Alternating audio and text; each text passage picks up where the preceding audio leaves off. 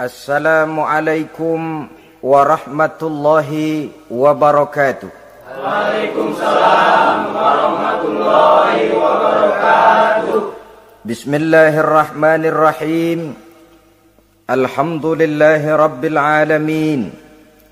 Wassalatu wassalamu ala ashrafil anbiya'i wal mursalin, Sayyidina wa maulana Muhammadin wa ala alihi wa ashabihil mujahidin at-tahirin, amma ba'du. Saudara-saudara kaum muslimin rahimakumullah.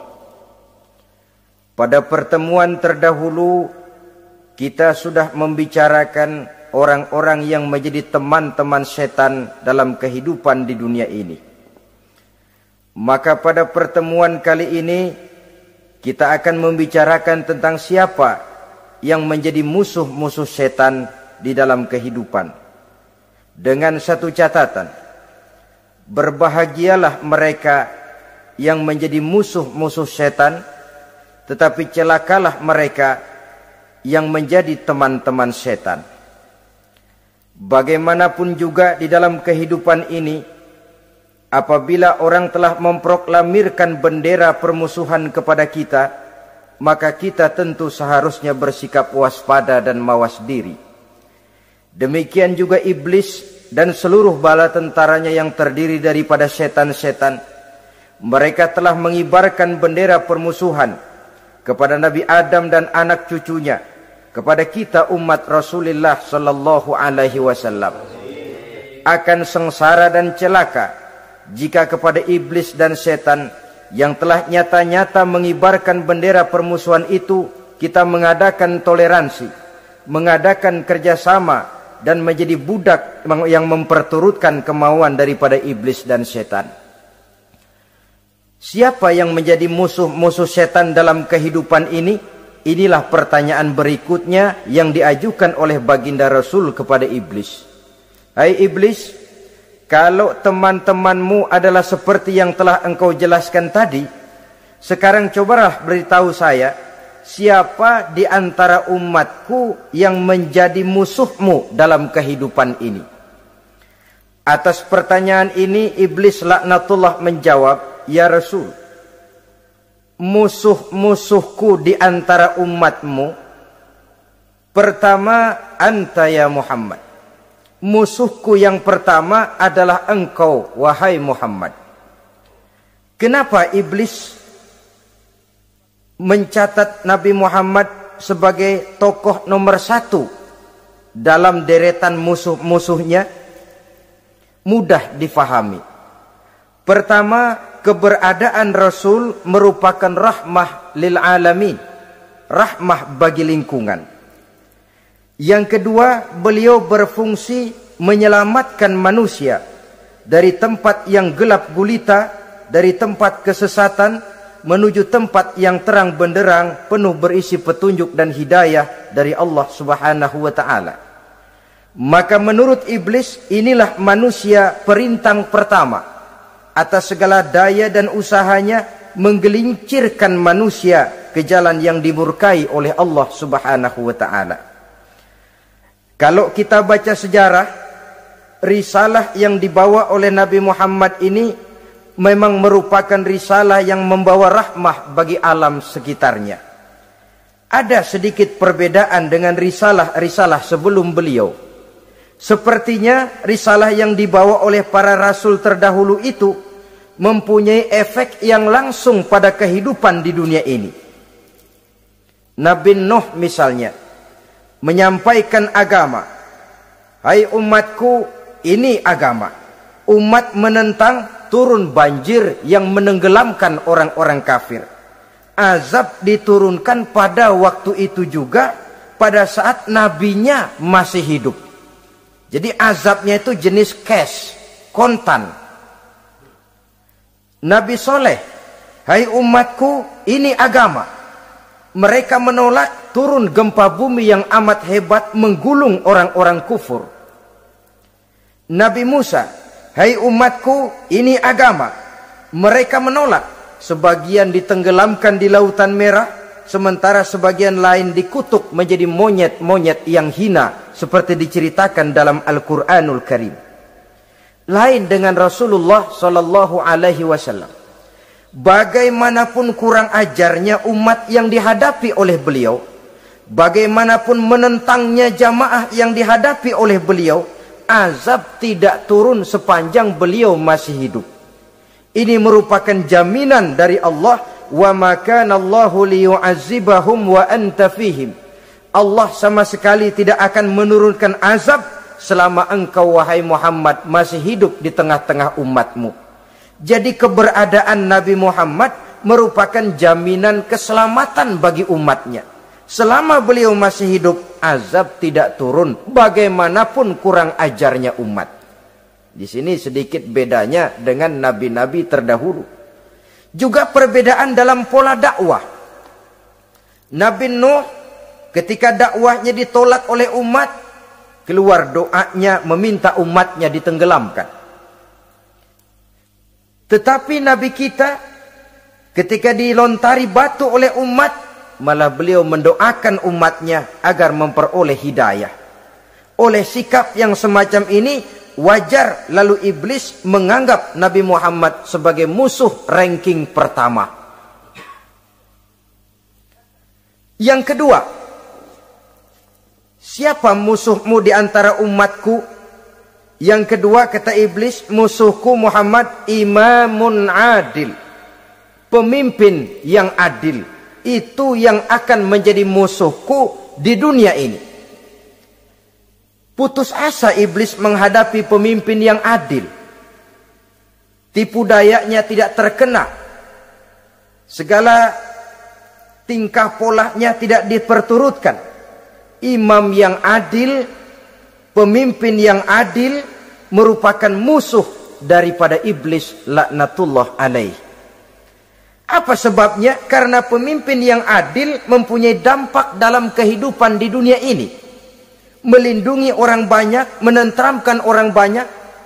Makin aman, tentram, tenang situasi dan kondisi, makin mudah orang melaksanakan ibadah. Makin tekun orang melaksanakan ibadah, makin dekat dia dengan Allah. Makin dekat manusia dengan Allah, makin jauh dia dari iblis. Sebab dua hal ini selalu kontradiktif. Jika kita jauh dari Allah, tentu dekat dengan iblis. Jika kita jauh dari iblis, harus dekat tentu dengan Allah. Dan begitu selanjutnya. Dalam kaitannya dengan kehidupan kita sekarang, saudara-saudara, disinilah perlunya mempersiapkan manusia. Membangun manusia itu jauh lebih sulit daripada membangun jembatan. Membangun manusia itu lebih sulit daripada membangun gedung-gedung bertingkat. Termasuk membangun dan mempersiapkan calon-calon pemimpin yang adil di masa yang akan datang. Membangun jembatan penting. Tapi lebih penting daripada membangun jembatan adalah membangun manusia yang bikin jembatan. Sebab kalau manusia yang bikin jembatan tidak dibangun lebih dahulu, saya khawatir jembatannya nanti habis dimakan oleh yang bangun jembatan. Mengaspal jalan raya penting. Lebih penting dari mengaspal jalan raya, membangun manusia yang mengaspal jalan itu. Sebab kalau manusia yang mengaspal jalan bermental rusak dan bejat, saya khawatir jalan belum selesai, aspalnya habis dimakan oleh yang ngaspal. Inilah pentingnya membangun manusia pembangunan.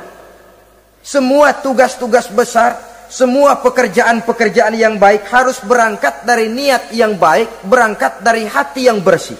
Siapapun adanya kita, apapun profesi kita. Yang jadi kiai, marilah berangkat dari niat yang bersih. Yang jadi mubalik, marilah berangkat dari niat yang bersih. Niatnya itu mau menghidupkan Islam atau mau cari hidup jual Islam. Kalau mau menghidupkan Islam, mari sama-sama kita berjuang. Tapi kalau mau cari hidup untuk dengan menjual Islam, minggir saja daripada nanti bikin malu.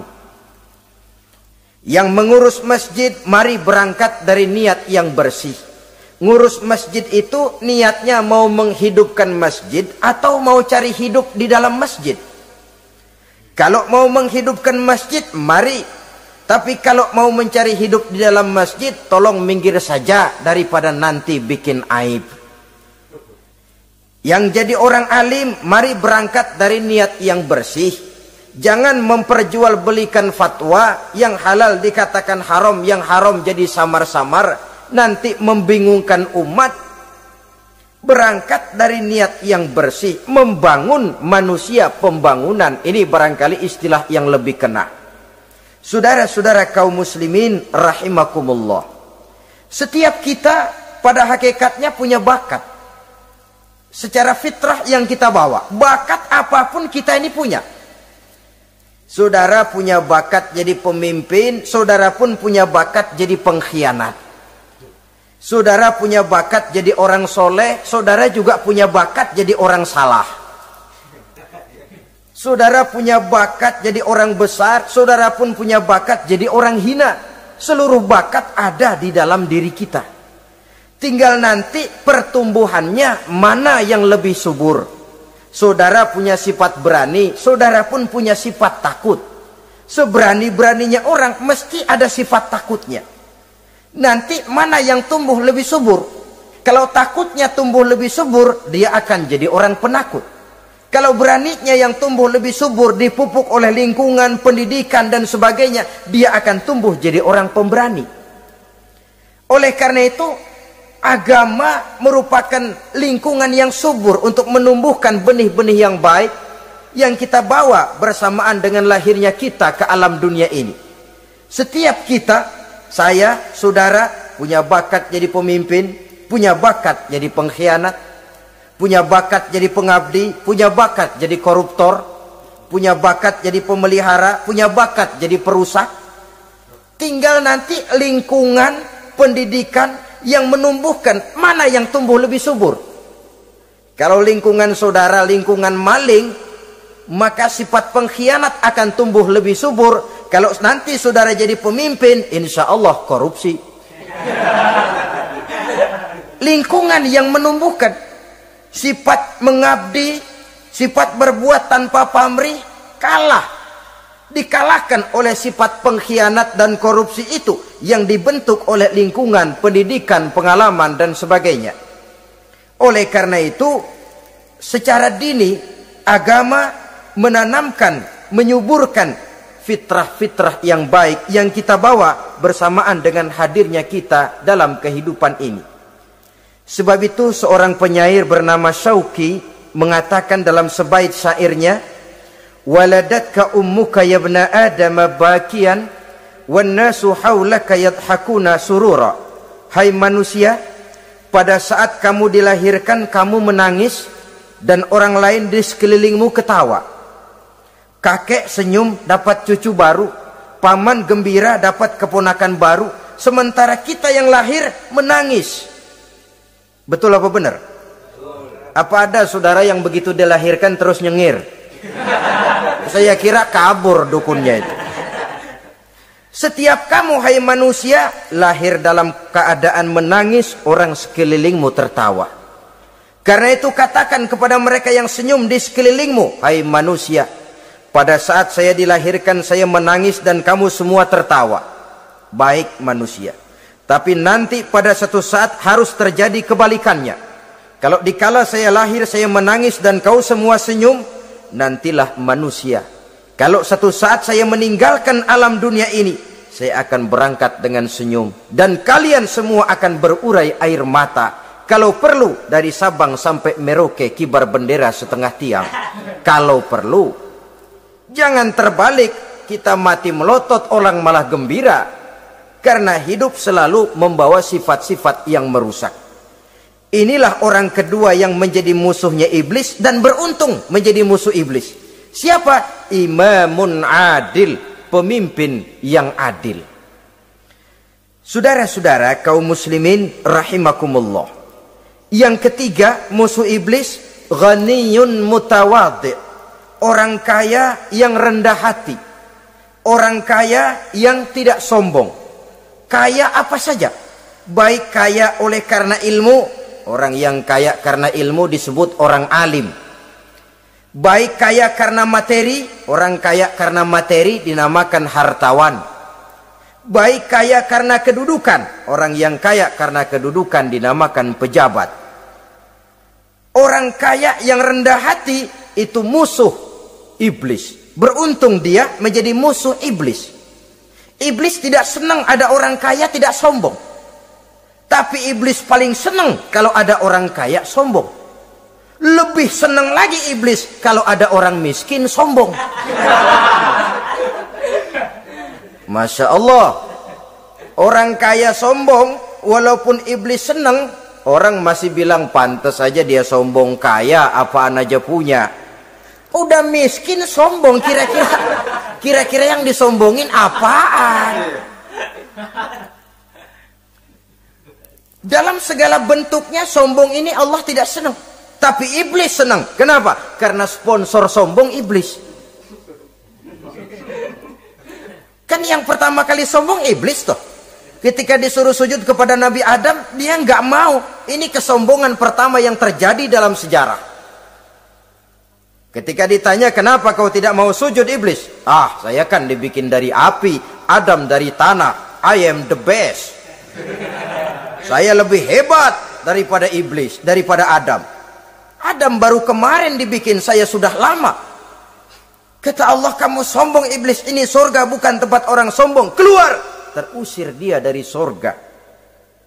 Jadi, kesombongan pertama adalah kesombongan yang dilakukan oleh iblis. Dan dia tanamkan itu kepada kita supaya jadi orang sombong. Karena itu sombong ilmu Allah nggak senang, tapi iblis senang. Mentang-mentang ada ilmunya. Nih, satu-satunya ustadz di sini ya. Semua mesti ngaji sama gue.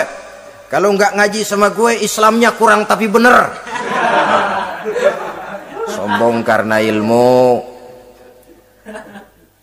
Sombong karena pangkat. Mentang-mentang pakai bintang di pundak, jalan pundak duluan. Yang wajar saja hidup ini. Sombong harta pun begitu. Kaum muslimin rahimakumullah. Orang kaya yang rendah hati dimusuhi oleh iblis, tapi dicintai Allah, dicintai Rasul, dicintai malaikat. Caranya bagaimana? Kembali kepada satu kesadaran bahwa pada saat terlahir ke alam dunia ini tidak ada yang pernah kita bawa. Kalau sekarang kita punya rumah, punya kebun, punya kendaraan, punya pabrik, punya segala macam benda, apa itu? Titipan. Pada suatu saat akan diambil kembali oleh yang menitipnya. Kalau titipan itu pandai kita jaga, pandai kita syukuri, titipan akan makin banyak. Sama juga kita dalam kehidupan. Kalau orang bisa kita percaya, saya mau pergi ke luar negeri, rumah saya titip kepada tetangga. Saya pulang dari luar negeri, isi rumah tetap, tidak berkurang, malah dibersihi, malah disapu, dihilangkan kotorannya. Tentu bukan main syukur saya, girang saya. Akan bertambah kepercayaan saya untuk menitipkan apa saja. Ini makna la in syakartum la azidannakum wa la in kafartum inna azabi lasyadid. Kalau kamu pandai bersyukur, aku tambah nikmat. Tapi kalau kamu ingkar, azabku teramat pedih. Artinya apa? Nikmat bisa berubah menjadi azab kalau kita tidak pandai mensyukurinya. Ma'asyiral muslimin rahimakumullah. Orang yang kaya ilmu lalu rendah hati, tidak selalu ingin menonjolkan diri. Ini kadang-kadang yang tanggung ini yang bikin berabe. Alim bener enggak, geblek bener juga enggak. Yang sedikit-sedikit mau nonjolin diri. Kalau enggak jadi imam enggak mau ke masjid. Enggak jadi imam enggak mau ke musola. Pokoknya kalau enggak jadi imam marahan sama musola. Macam mana? Saudara-saudara kaum muslimin, rendah hati. Tidak selalu ingin menonjolkan. Sebab orang yang selalu ingin menonjolkan dirinya, biasanya orang yang kekurangan kepercayaan kepada kemampuan dirinya sendiri. Dia selalu ingin dinomorsatukan. Dia selalu ingin ditempatkan pada ranking teratas. Dia tidak percaya diri. Orang yang percaya diri dapat bersikap wajar dalam kehidupan. Begitu juga kaya karena harta, dengan menyadari bahwa harta bagaimanapun banyaknya titipan dari Allah. Pada suatu saat akan kembali. Dia harus dimanfaatkan sesuai dengan kehendak yang menitipnya. Begitu juga kaya oleh karena pangkat, kedudukan, dan jabatan. Pada suatu saat jabatan itu akan hilang dari diri kita.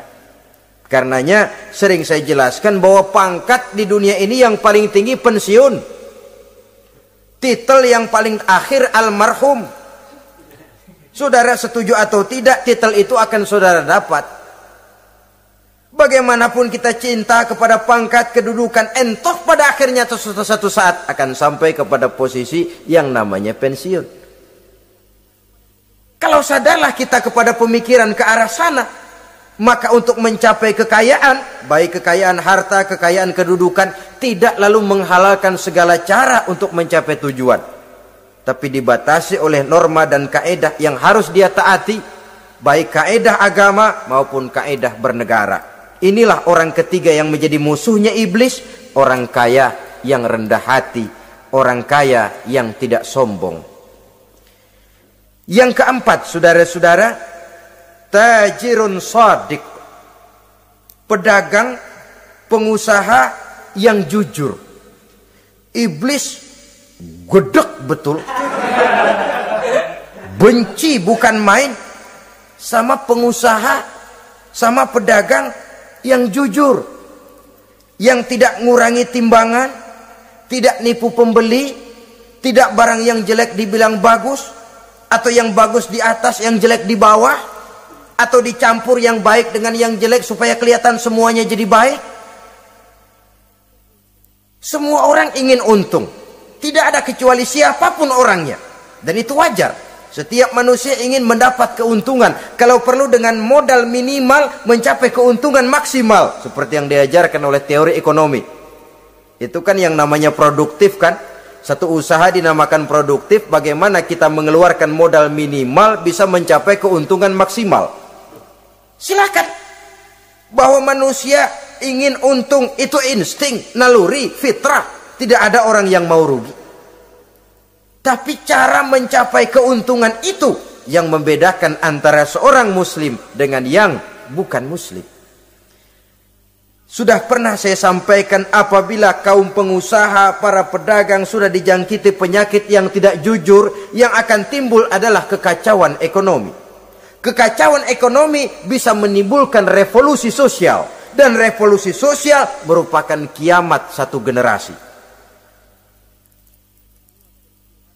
Semua kericuhan hampir bermuara dari perut, dan itu ekonomi. Orang nodong perut, orang korupsi perut. Ya walaupun korupsi kalau sudah kelas kakap tidak lagi sekedar urusan perut. Ya perut apa yang diurusin kalau korupsinya miliaran itu? Perut jin barangkali. Saudara-saudara kaum muslimin rahimakumullah. Oleh karena itu, pedagang yang jujur, pengusaha yang jujur, ini merupakan musuh iblis. Iblis tidak senang kalau ada pengusaha yang jujur. Iblis tidak senang kalau ada pedagang yang jujur. Tapi iblis akan tepuk tangan kalau pedagang sudah selingkuh, kalau pengusaha sudah nipu. Ada orang bilang, sekarang mah kalau jujur-jujur bener nggak makan apa-apa dong kita. Sebab katanya jangan lagi nyari yang halal, sekarang ini yang haram aja seret. Rupanya sering masang undian nggak pernah kena. Lalu bilang jangan yang halal, yang haram aja nggak kena-kena katanya. Sebenarnya bukan itu masalahnya, saudara-saudara. Bukan itu masalahnya. Masalahnya ialah bahwa kejujuran membawa keberkahan. Ini kalau kita berpikir dengan kacamata agama. Keberkahan merupakan sumber ketenangan. Dan ketenangan ini tidak bisa dibeli dengan materi yang bagaimanapun banyaknya. Walaupun kita punya percetakan duit, ketenangan itu nggak bisa dibeli. Jangankan cuma punya duit banyak, percetakan duit saudara punya, mau membeli ketenangan yang berasal dari keberkahan, sulit.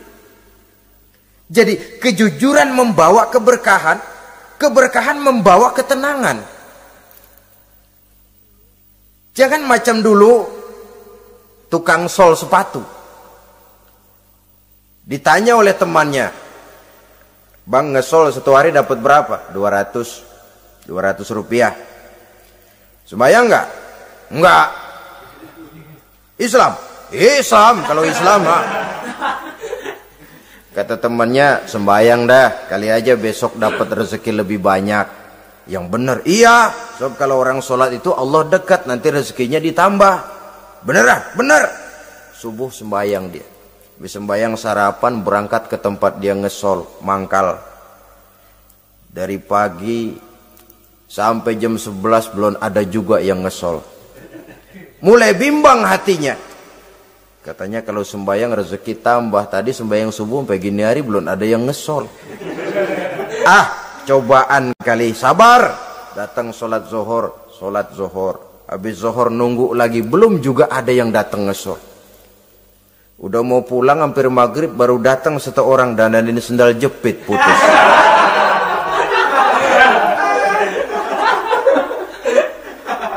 Sudah bayar 25 rupiah, pulang dia si tukang sol ini, ketemu sama temennya yang nyuruh sholat tadi.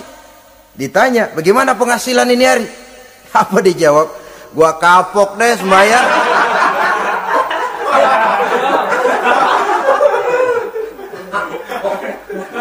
Kemarin nggak sembahyang dapat 200, sekarang begitu sembahyang jigo.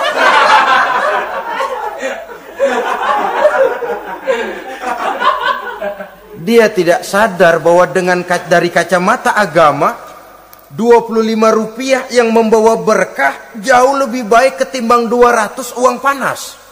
Dari kacamata agama, 25 rupiah yang membawa berkah lebih baik daripada 200 rupiah tapi panas. Sebab panas menjauhkan kita dari ketenangan. Itulah sebabnya, maka pedagang yang jujur, pengusaha yang jujur menjadi musuh setan dan beruntung. Sekarang jadi pengusaha jujur-jujur nggak dapat proyek, Pak. Kalau nggak bisa semir semur. Padahal agama sudah menjelaskan ar-rashi wal murtashi finnar. Orang yang nyogok dan orang yang disogok dua-duanya neraka. Kenapa? Join termasuk ta'awanu 'alal ismi wal udwan. Bertolong-tolongan dalam berbuat dosa dan kesalahan. Kalau hadiah, lain hadiah. Kalau sedekah, lain sedekah. Tapi yang namanya semir, suap, ar-rashi wal murtashi finnar. Saudara-saudara kaum muslimin rahimakumullah. Jadi pedagang yang jujur, pengusaha yang jujur merupakan salah satu roda perekonomian. Kegoncangan ekonomi akan menimbulkan dampak sosial yang sangat luas dan kompleks. Yang pada giliran puncaknya, dampak paling negatifnya, dia sanggup menggerakkan terjadinya revolusi sosial. Bukankah sebagian besar gerak hidup manusia dimotivasi oleh keinginan untuk mempertahankan kelangsungan hidup? Dan kelangsungan hidup artinya mulut. Mulut itu artinya perut, dan itu artinya makan. Setelah itu mungkin baru pangan, baru sandang, baru dia berpikir pakaian dan sebagainya. Jadi karena dia merupakan penggerak roda ekonomi, pedagang yang jujur, pengusaha yang jujur mutlak diperlukan dalam kehidupan ini. Sebab sekali lagi, kejujuran akan membawa keberkahan, keberkahan memberikan ketenangan dalam kehidupan. Oleh karenanya kita umat Islam, biarin duit kita banyak, asal berkah. Itu tentu idealnya. Ketimbang dikit tidak berkah, lebih baik ia banyak, ia berkah. Dan keberkahan itu datang lewat kejujuran. Kejujuran ini sudah dicontohkan oleh Rasul pada saat beliau berniaga ke negeri Syam. Dikala berumur 9 tahun, bahkan dikala berumur 25 tahun, seketika membawa dagangan Sayyidatuna Khadijah yang kelak jadi istri beliau. Kita maklum bahwa solat merupakan sarana yang paling efektif untuk mendekatkan manusia kepada Allah. Makin dekat manusia dengan Allah, makin tidak senang iblis dan setan. Karena itu segala macam cara mereka berusaha mengaduk-ngaduk solat kita. Dan sesungguhnya, jikalau kita mengerjakan solat, itu kan targetnya cuma 2. Pertama, agar solat kita itu sah. Yang kedua, agar solat kita itu qabul, yakni diterima oleh Allah. Kalau soal sah dan tidak, ukurannya gampang. Saya kalau ditanya orang, Pak, solat saya sah atau tidak? Saya bisa jawab. Saudara, solatnya syarat rukunnya cukup apa tidak? Cukup, sah. Itu kalau perkara sah. Tapi kalau sudah perkara qabul, Pak, solat saya diterima atau tidak oleh Allah? Ini saya tidak bisa jawab.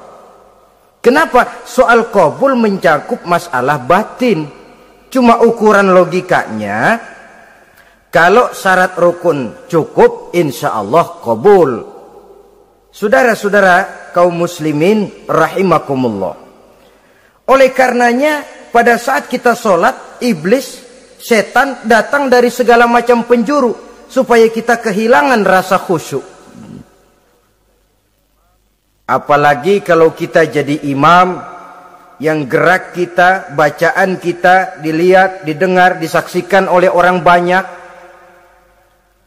Digodanya gerakan kita, dibolak-baliknya hati kita supaya di dalam solat itu banyak yang kita ingat, hal-hal yang tidak ada hubungannya dengan solat. Kadang-kadang belum sholat kita ribut nyari pulpen. Enggak ketemu. Begitu takbir ingat pulpen di atas lemari. Mulai goncang lagi niat kita sholat. Kadang-kadang kalau hati tidak bisa dipermainkan, iblis berbisik lagi. Gerakan kita dalam sholat tidak mencerminkan kekhusyuan. Kalau gerak juga ternyata masih bisa khusyuk, bacaan kita dibuatnya kita seperti dikejar-kejar waktu. Sholat isya misalnya, dengan cara kilat khusus, super singkat. Saya katakan tadi, apalagi kalau kita jadi imam, iblis mudah mendatangkan penyakit riya. Karena mengimami orang banyak, lalu supaya dikira alim, dibuatlah sholatnya itu mantep-mantep. Surahnya dicari yang panjang-panjang, paling pendek sabihis sama wadduha. Tapi kalau sudah sholat sendirian, cukup inna a'toinakal kausar sama kul huwallahu ahad.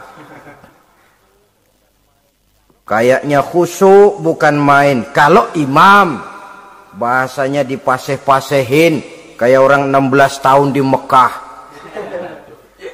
Usolli fardwal maghribi salasa raka'atin. Saudara-saudara kaum muslimin yang berbahagia, oleh karena solat merupakan sarana yang paling efektif untuk mendekatkan diri dengan Allah, maka orang yang khusyuk di dalam solatnya merupakan musuh utama daripada iblis. Sekarang bagaimana bisa khusyuk caranya? Kalau khusyuk 100%, rasa-rasanya sulit. Untuk sampai ke arah sana, orang memerlukan tahapan. Kepada Imam Ali karramallahu wajhah, baginda Nabi pernah memberikan satu tes case. Ali, saya ya Rasul, kalau kau bisa sholat 2 rakaat saja dengan khusyuk, aku kasih hadiah sorban. Baik ya Rasul. Sembayang Imam Ali 2 rakaat. Selesai sholat, assalamualaikum, wassalamualaikum. Rasul bertanya, yang mana sorbannya Li? Tanpa nengok, Imam Ali menjawab, yang hijau ya Rasul. Setelah menjawab yang hijau, Rasul berkata, kamu tidak khusyuk Li. Kenapa? soalnya tadi waktu sembahyang mikirin. Nanti kalau ditawarin sorban pilih yang hijau aja ah. Sehingga begitu ditanya refleks menjawab, yang mana li? Yang hijau saja ya Rasul. Oleh karena itu menurut Al-Imam Nawawi pada tingkatan yang paling sederhana sudah sampai ke tingkat khusyuk asal pada waktu takbiratul ihram ingat kepada Allah. Tapi jangan lupa itu tangga pertama. Jangan ada fatwa begini lalu aman. Yang penting kan takbirnya ingat Tuhan, belah sononya mau kemana kek. Bukan itu. Itu pada tingkatan pertama sudah sah dipandang khusyuk solatnya orang awam asal pada waktu takbiratul ihram dia ingat kepada Allah. Tetapi harus terus berusaha agar sepanjang solat dia ingat kepada Allah. Caranya bagaimana? Pertama, menanamkan diri bahwa pada saat kita sedang mengerjakan solat yang lain tidak ada kecuali Allah. Yang kedua, berusaha memahami apa yang kita baca. Sehingga pada saat kita sujud, subhana rabbiyal a'la wa bihamdih, terbayang kemahasucian Allah, kemahatinggian Allah. Sehingga hati tidak mengembara, mulut berucap, hati mengikuti apa yang diucapkan. Yang kadang-kadang membuat hati kita jalan-jalan, badan di masjid, badan takbir, badan ruku, tapi hati di pasar, hati di kantor, hati di pabrik. Karena yang kita ucapkan tidak berakar di hati. Yang kita baca kita nggak tahu artinya. Sangat boleh jadi hati lalu mengembara kemana-mana. Jadi untuk menopang kekhusyuan ini, cara yang paling efektif, pertama, tidak ada yang lain pada waktu kita sholat kecuali Allah. Yang kedua, berusaha memahami apa yang kita baca. Dikala kita sujud dikala kita duduk di antara dua sujud, Rabbighfirli, ya Allah ampuni dosa saya, warhamni, kasihani saya, dan selanjutnya. Mulut membaca, hati mengikuti. Dengan mengikuti, hati tidak terlalu mengembara, ada tempat dia kembali. Saudara-saudara kaum muslimin rahimakumullah. Itu yang kelima. Yang keenam, yang menjadi musuh iblis, mukminun nasih. Orang mukmin yang suka memberikan nasihat. Orang mukmin yang suka memberikan petunjuk. Termasuk juru-juru dakwah, para mubalik itu merupakan musuh utama iblis. Kenapa? Tiap hari iblis kampanye. Tiap hari iblis mengajak dengan segala macam cara yang kalau perlu dia berikan kamuflase. Dia berikan fata morgana. Kalau perlu yang haram dia bungkus dengan merek halal. Kalau perlu kejahatan dia bungkus dengan baju kebajikan. Istilahnya racun diberi merek madu. Dan itu wajar. Cuma kita tentu harus punya filter, daya saring positif agar tidak salah pilih. Karena iblis ini pintar betul. Kalau kita khusyuk dalam sholat, dia tanamkan kepada kita misalnya seperti tadi itu. Sholatmu memang hebat, khusyuk. Di kampung ini tidak ada orang yang sholatnya seperti kamu. Tertanam itu dalam hati kita, timbul ujub. Akhirnya, iya. Gue lihat-lihat di kampung sini kagak ada yang sembayangi kayak gua. Nah, sudah masuk iblis.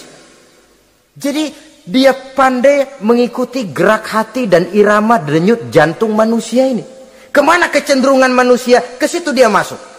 Pendeknya iblis itu ibarat tukang joget, dia ngerti bener irama kendang. Saudara-saudara kaum muslimin rahimakumullah. Termasuk juru-juru dakwah, para mubalik, orang yang suka memberikan nasihat ini. Mereka memberikan filter kepada umat, kepada jamaah, jangan sampai salah pilih. Dan iblis menyesatkan kita supaya kita salah pilih. Satu contoh ringan. Kalau di depan saudara ada dua buah gelas, yang segelas isinya jamu, yang segelas sirup. Kira-kira saudara minum yang mana? Jamu. Jamu apa sirup? Jamu. Sirup apa jamu? Jamu. Orang yang pikirannya panjang, dia pasti minum jamu. Pahit memang, getir memang, tapi besok badan sehat, tenaga kuat, gairah kerja ada, kreativitas timbul, semangat menghadapi kehidupan tumbuh. Orang mukmin, orang yang berpandangan jauh ke depan. Pandangannya panjang. Panjang kemana? Tidak cuma ke dunia, sampai juga dia memandang ke alam barzakh, ke akhirat. Sholat itu jamu, pahit. Ngaji, hadir di majelis taklim itu jamu, pahit. Sedekah, jamu, pahit. Mengeluarkan uang untuk kepentingan orang lain, enak aja minta sumbangan, datang-datang yang nyari peres keringat banding tulang gue, lu datang-datang mau minta. Yang enak ngumpulin harta lalu bakhil bin pelit alias medit. Itu jamu. Saudara hadirin yang saya muliakan, sedekah jamu pahit, puasa jamu pahit, jihad jamu pahit. Tapi nanti begitu kita meninggalkan dunia, masuk ke alam barzakh, apalagi pindah ke akhirat, baru terasa, aduh nikmatnya dulu kemarin itu minum jamu, sekarang badan sehat, tenaga kuat, kerja semangat. Nikmatnya dulu saya waktu di dunia sholat, rajin ngaji, suka sodako, suka menolong orang. Sekarang terasa manfaatnya. Begitu saya berada di alam barzakh, apalagi sudah dibangkitkan di padang mahsyar di akhirat nanti, terasa seluruh kebajikan yang saya kerjakan. Nah, orang yang berpikir jangka pendek, cuma ngelihat yang ada di depan hidungnya saja, ngapain minum jamu getir, sirup nih, manis. Dia minum, dia ambil sirup, minum, manis memang pada waktu minum, tapi besok bibir jontor. Meninggalkan perintah Allah, sirup itu manis. Tidak sholat, manis. Tidak bayar zakat, sirup, manis. Tidak mau puasa, sirup, manis. Manis sekarang. Tapi nanti besok begitu masuk ke alam barzakh, begitu dibangkitkan di padang mahsyar di akhirat nanti, merintih kita menahan penyesalan yang sudah tidak ada artinya lagi.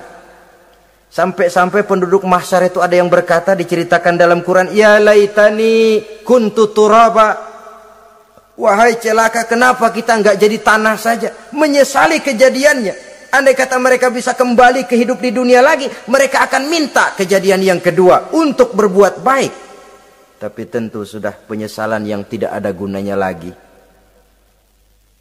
Maka saudara-saudara, emang cuman jalan duluan kecebur di sumur yang nyesel duluan. Ada orang jalan, yang paling depan kecebur di sumur, itu tuh, gue nyesel duluan katanya. Nyesel duluan. Yang lain mesti nyeselnya belakangan. Saudara hadirin yang saya muliakan. Nah, orang yang suka memberikan nasihat kepada orang lain dimusuhi iblis. Kenapa? Tentu nasihat yang membawa kebaikan. Iblis nggak senang betul itu. Kita nasihatin teman, udah berhenti dah, jangan pada mabok lagi. Iblis gergetan bener. Ini orang dilarang lagi. Kita nasihati teman, udah jangan masang-masang lagi dah, nggak bakalan kena, dikebohongin. Nggak ada orang jadi kaya masang judi, bangkrut malah loh. Ini kan termasuk tipu daya iblis, judi dinamain sumbangan. Itu sama saja itu, madu, racun mereknya madu. Judi dinamain sumbangan. Di belakang beca pada nyumbang. Kayak orang kaya lagunya.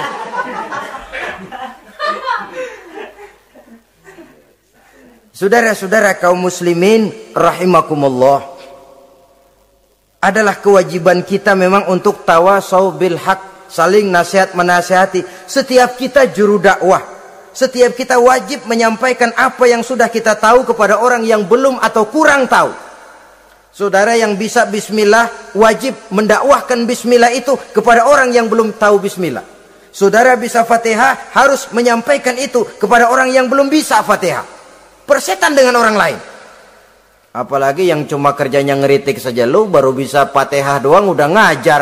Biar aja yang diajarin gak bisa Fatihah kok. Apa masalahnya pemerataan di bidang keilmuan? Sebab memang biasa penonton itu selalu lebih pandai menilai, kayaknya lebih pintar dari yang main. Sama saja orang nonton bola ngomel melulu, padahal dia sendiri belum tentu bisa main. Dengerin orang pidato pun begitu, Monten bisa, wah kalau dia yang pidato 1 jam kayak semenit. Tapi kalau si Ano tuh kita udah pegel belum juga mau berhenti. Monten bisa, coba dia suruh pidato udah 1/4 jam masih ama ba'du. Apa mau dibilang ama ba'du?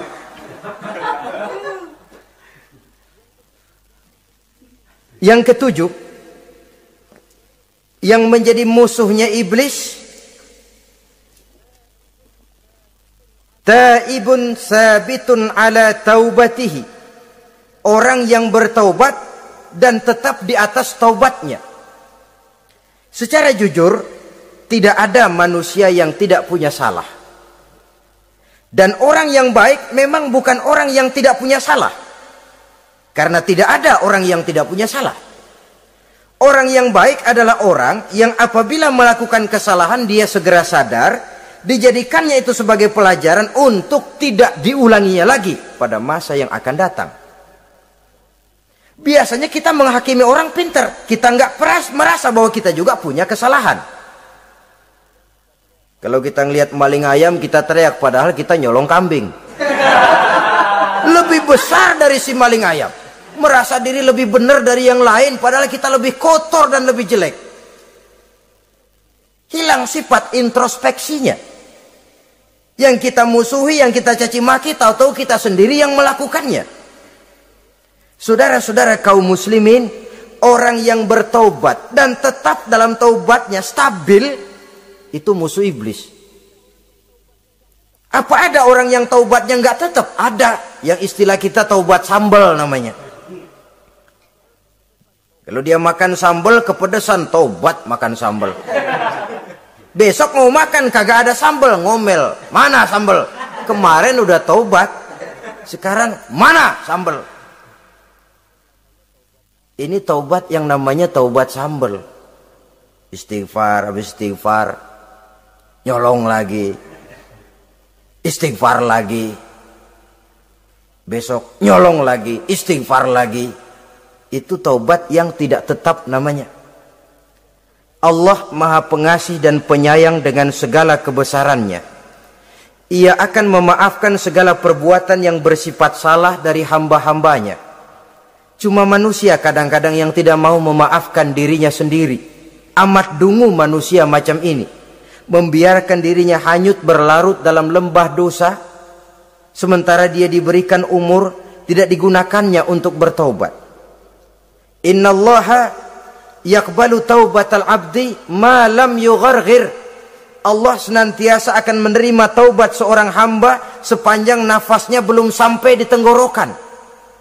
Kalau nafas sudah sampai di tenggorokan baru berniat taubat, kasib terlambat. Kayak Fir'aun.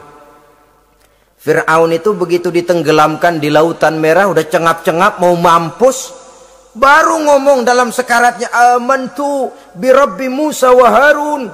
Kalau begini mah saya juga percaya sama Tuhannya Musa. Udah sekarat baru mau taubat, malaikat maut gemes banget, dilelepin, mati.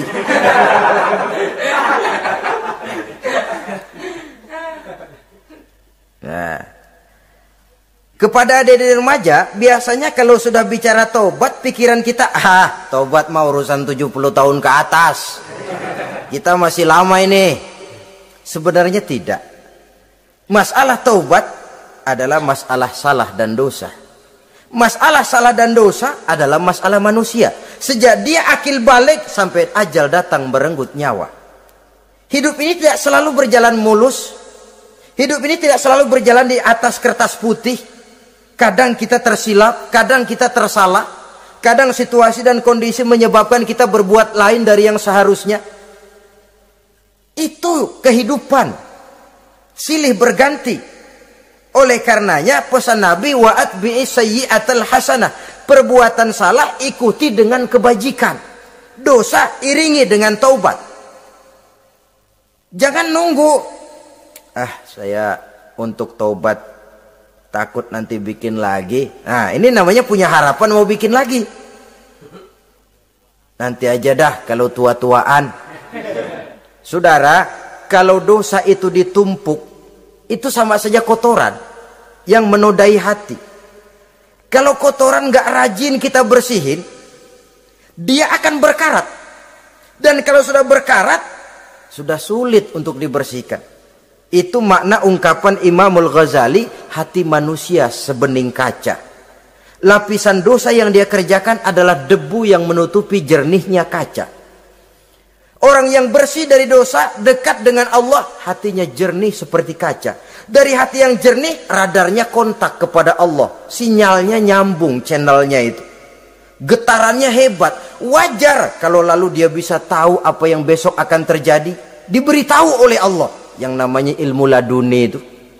Ilmu yang ditransfer langsung oleh Allah. Karena kebersihan hatinya. Ah, mana ada orang gak belajar bisa pinter. Iya, kalau hatinya butek emang gak ada. Tapi kalau Allah mau berberangkat dari hati yang bersih, yang kontaknya nyambung kepada Allah, hati itu seperti kaca, kata Imam Ghazali. Dosa yang kita lakukan adalah debu.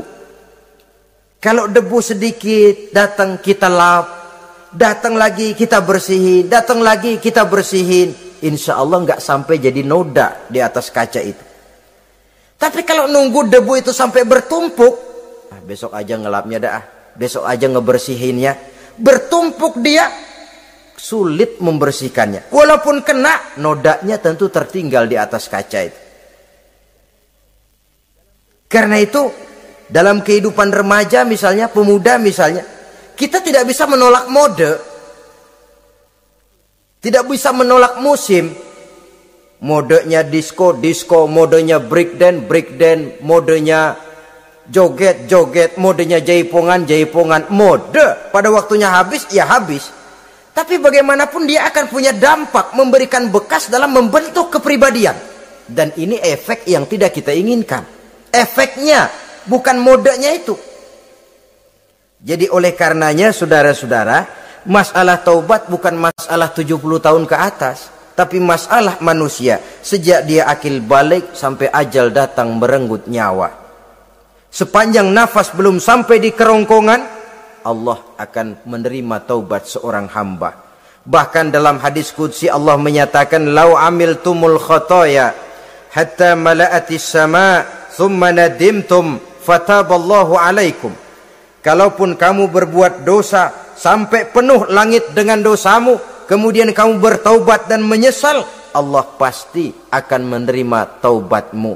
Jadi orang yang taubat dengan sebenarnya dan tetap dalam taubatnya, itu musuh iblis. Tapi orang yang taubatnya angin-anginan, iblis demen banget. Hari sembahyang, besok mabok, besoknya lagi nyolong, besoknya lagi zina, besok taubat lagi. Kata iblis, surak, iya lu gocet dah Tuhan.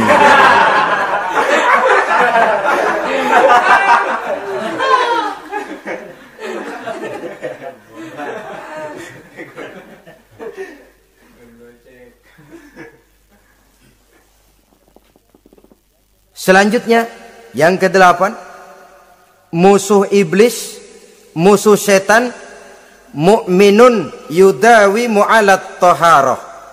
Orang mukmin yang membiasakan diri selalu dalam keadaan bersuci. Baik dari hadas kecil, lebih-lebih dari hadas besar. Wudu utamanya memang untuk sholat. Tapi membiasakan wudhu dalam kehidupan sangat baik sekali. Mau ke kantor, wudhu dulu. Mau ke pasar, wudhu dulu. Mau ngajar, wudhu dulu. Apa sebabnya?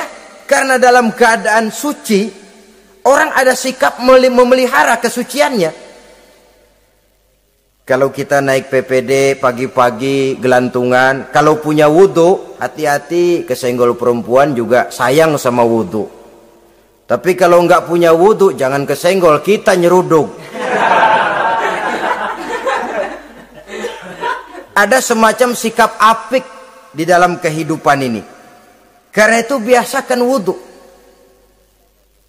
Untuk menjaga kebersihan diri, kebersihan zahir, kebersihan batin, belum lagi kemanfaatan di akhirat. Sebab kata Nabi, inna ummati ya'tuna yaumal qiyamah ghurran muhajjalin min asaril wudu.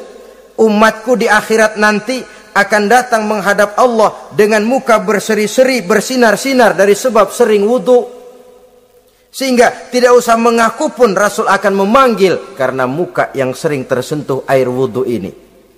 Mu'minun yudawimu alat toharoh. Orang mukmin yang selalu membiasakan diri berada dalam keadaan suci, berwudu. Kita lihat ajaran wudu ya. Dari sejak bacaan-bacaannya saja itu sudah membawa manfaat.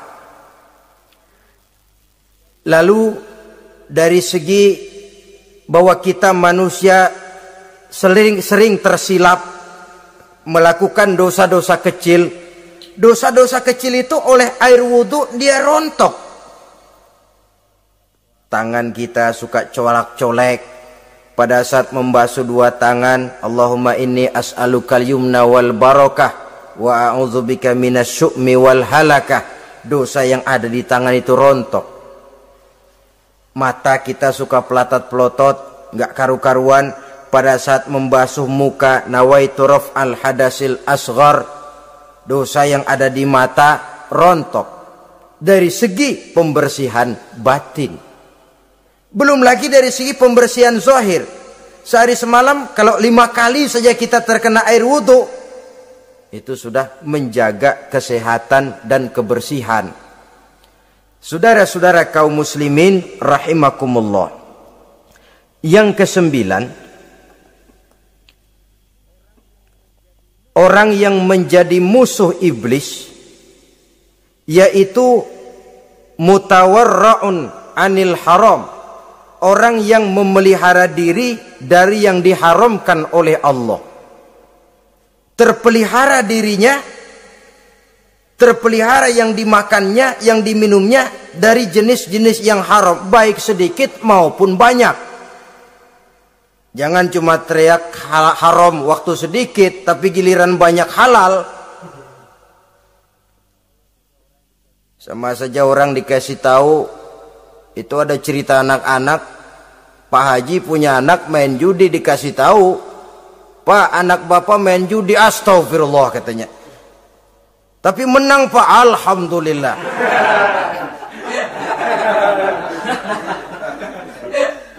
Ini kan sama saja. Giliran sedikit dibilang haram karena dia nggak dapat jatah, begitu dapat banyak dan dia kecipratan jadi halal. Yang sedikit haram, banyaknya pun juga haram. Yang banyaknya haram, sedikitnya juga haram. Ada orang bilang minuman keras kalau nggak mabok kan nggak haram. Yang memabukkan banyaknya